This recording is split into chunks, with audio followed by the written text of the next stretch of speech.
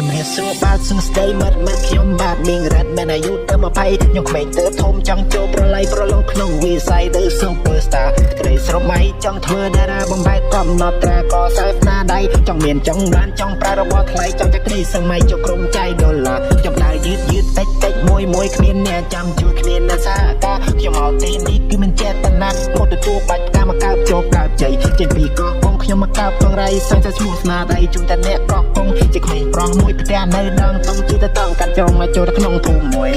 រ៉េបប៉ារ៉ាសនេពីឪម៉ែឃើញគេល្បីរ៉េបខ្ញុំក៏តែរ៉េបដែរម្ដងឆ្វេងម្ដងស្ដាំម្ដងផ្លេតប៉ែខ្ញុំរ៉េបខុសតុងតែចេះទៅ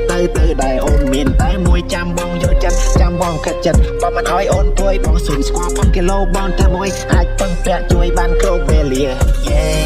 okay yeah okay let's go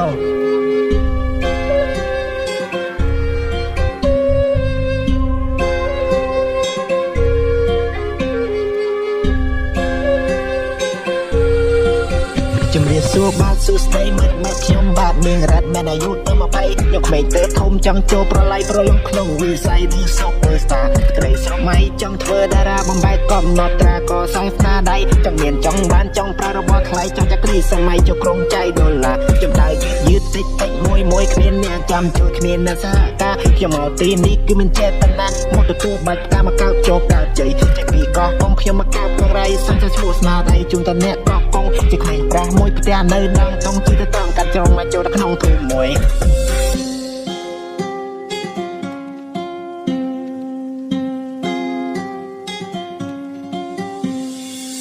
ខ្ញុំដើរយឺតតិចមួយគ្មានអ្នកចាំជួយគ្មានអ្នកសាកាខ្ញុំមកទីនេះគឺមិនចេតនាមកទទួលបាច់តាមមកកើតចូលកើតចៃចេញពីកោះកងខ្ញុំមកកើតកងរៃសឹងតែឈ្មោះស្នាដៃជួយតែអ្នកកោះកងជាក្មេងប្រុសមួយផ្ទះនៅដងតុងជីទៅតង់កាត់ចងមកចូលទៅក្នុងភូមិមួយ KK rap ប៉ារ៉ាសនេពីឪម៉ែឃើញគេល្បីរ៉េបខ្ញុំក៏តែរ៉េបតែម្ដងឆ្វេងម្ដងស្ដាំម្ដងផ្លេតប៉ែខ្ញុំរ៉េបខុសតុងតែចិត្តទៅដែរអូនមានតែមួយចាំបងយកចិត្តចាំបងខិតចិត្តបើមិនឲ្យអូនពួយបងសុនស្គាល់ផងគីឡូបងតែមួយអាចពឹងពាក់ជួយបានគ្រប់វេលា Yeah okay let's go